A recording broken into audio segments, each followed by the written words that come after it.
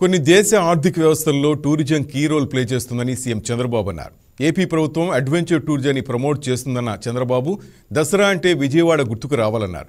దేశంలోనే నెంబర్ 1 సిటీగా విజయవాడ ఎదుగుతుందని ఆకాంక్షించారు. విజయవాడలో నిర్వహించిన ప్రపంచ పర్యాటక దినోత్సవంలో పాల్గొన్న సీఎం చంద్రబాబు టూరిజం వల్ల ఏజెన్సీలోనూ అనేక మందికి ఉపాధి లభిస్తుందన్నారు. పర్యాటక రంగానికి కూటమి ప్రభుత్వం పారిశ్రామిక హోదా కల్పించిందన్నారు. పర్యాటక ప్రాజెక్టులకు ప్రత్యేక ప్యాకేజీలు రాయితీలు కల్పిస్తున్నట్లు తెలిపారు. పర్యాటక కేంద్రాల్లో పెళ్లిళ్లు ఇతర ఈవెంట్లు ప్రోగ్రాంలు జరిగేలా చూడాలని అధికారులకు సూచించారు.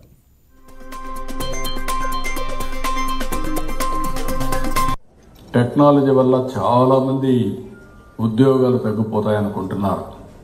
కానీ టెక్నాలజీని డెవలప్ చేస్తూనే టూరిజం పైన కానీ ఫోకస్ చేస్తే ఎక్కువ ఎంప్లాయ్మెంట్ జనరేషన్ వస్తుంది. ఇండస్ట్రీ లేకపోతే ఇన్ఫ్రాస్ట్రక్చర్ లేకపోతే మీరు సర్వీస్ సెక్టర్ అన్ని కంపేర్ చేసుకుంటే అన్నింటికంటే ఎక్కువ టూరిజంలో 1 లక్ష రూపాయలు ఖర్చు పెడితే 10 మందికి ఉద్యోగాలు వస్తాయి. కష్టపడే పని లేదు. ఏదైనా మీరు తీసుకున్నా, కల్నరీ తీసుకున్నా లేకపోతే ట్రాన్స్పోర్ట్ తీసుకున్నా, ఏ థీమ్లో తీసుకుని ఇప్పుడు మీరు చూశారు. గిరిజన ప్రాంతంలో ఒక గిరిజన అభ్యర్థి సంవత్సరానికి 3 లక్షల రూపాయలు సంపాదిస్తున్నారని చాలా స్పష్టంగా చెప్పాడు. అంటే ఈరోజు ఒక విశాఖపట్నంలో ఒక మహిళ టూరిజాన్ని ప్రమోట్ చేసి ఒక 50,000 రూపాయలు నెలకు సంపాదిస్తానని చెప్పి చాలా స్పష్టంగా ఆవిడ చెప్పింది.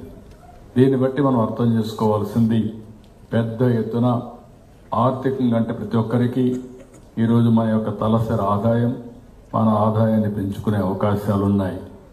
మన రాష్ట్రానికి వచ్చినప్పుడు చాలా పెద్ద ఎత్తున టూరిజాన్ని ప్రమోట్ చేస్తున్నాం.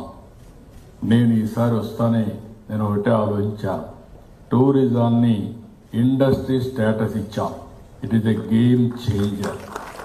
మొన్నటి వరకు పరిశ్రమలకే ఇచ్చేవాళ్ళం. ఈరోజు హోటళ్ళకు కూడా ఇండస్ట్రీ స్టేటస్ ఇచ్చాం. ఇండస్ట్రియల్ ఇన్సెంటివ్స్ ఇస్తున్నాం. ప్రత్యేకమైన ప్యాకేజీలు ఇచ్చామని చెప్పి కూడా నేను మీకు తెలియజేస్తున్నా. అయితే ఈరోజు ఇంకొక పక్కన నేను ఎప్పుడో చెప్పాను, అన్ని ఆర్థిక సంస్కరణలు వచ్చిన తర్వాత అంత మురుపు మాట్లాడే థియరాటికల్ ఐడియాలజీ మారిపోయింది. ఒకప్పుడు మనం మాట్లాడేది క్యాపిటలిజం అంటే క్యాపిటలిస్ట్ సపోర్ట్ చేశారని, ఇంకొక పక్కన కమ్యూనిజం అంటే నిజమైన దేశభక్తులని, ఇంకొక పక్క మిక్స్డ్ ఎకానమీకి పోయే పరిస్థితికి వచ్చాం. కానీ 91 ఆర్థిక సంస్కరణలు దేశంలో ఉండే మనకు అవకాశాలన్నీ కూడా పైకి తీసుకొచ్చే పరిస్థితి వచ్చింది.